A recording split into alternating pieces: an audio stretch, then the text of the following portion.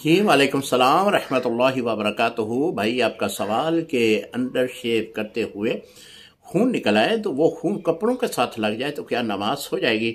ये नहीं आपने बयान किया कि वो कितनी मिकदार में खून जो है वो कपड़ों के साथ लगा है। अगर वो 1 दिरहम की मिकदार में लगा है या इससे ज़ायद है तो फिर तो नमाज नहीं होगी, क्योंकि ये नजास्त गलीज़ा में है। और नजास्त गलीज़ा का हुक्म जो फ़ुक़हा ने लिखा है वो यही है कि कपड़े को 1 दिरहम या इससे ज़ायद लगा हो तो वो कपड़ा नजस हो जाएगा, यानी उससे पाकी हासिल करना ज़रूरी होगा।